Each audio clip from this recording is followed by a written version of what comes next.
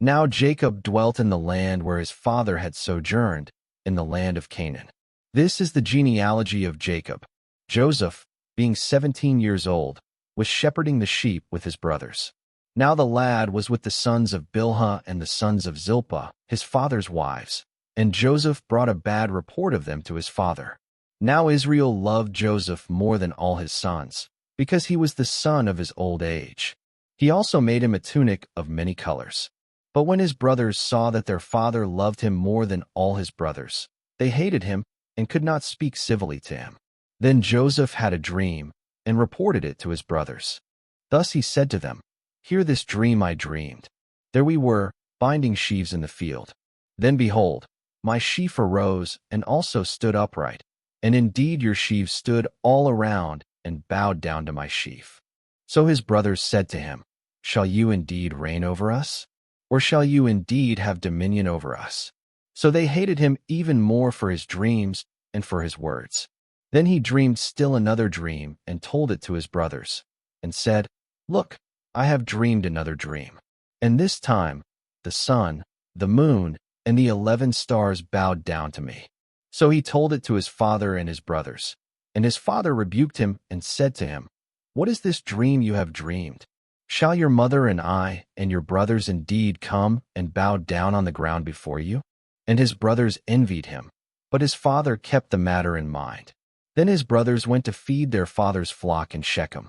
And Israel said to Joseph, "Are not your brothers shepherding the sheep in Shechem? Come, I will send you to them." So he said to him, "Here I am." Then Israel said to him, "Go and see if it is well with your brothers and well with the sheep, and bring back word to me." So he sent him out of the valley of Hebron, and he went to Shechem. Now a certain man found him, and there he was, wandering in the field. So the man asked him, saying, "What are you seeking?"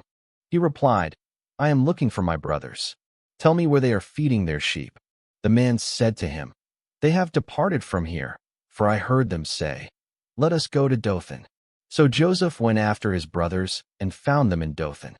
Now when they saw him afar off, even before he came near them, they conspired against him to kill him. Then they said to one another, "Look, this dreamer is coming. Come therefore, let us now kill him and cast him into some pit, and we shall say, 'Some wild beast has devoured him.' We shall see what will become of his dreams." But Reuben heard it, and he delivered him out of their hands, and said, "Let us not kill him." Again Reuben said to them, "Shed no blood, but cast him into this pit in the desert, and do not lay a hand on him, that he might deliver him out of their hands, and bring him back to his father."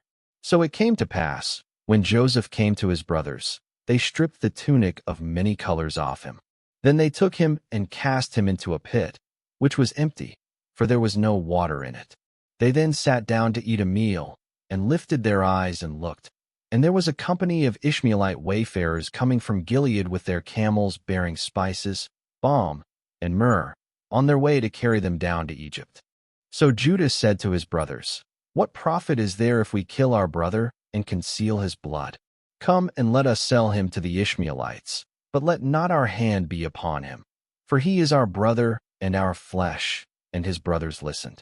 Thus the Midianite traders passed by, and the brothers pulled Joseph up and lifted him out of the pit, and they sold him to the Ishmaelites for 20 pieces of gold.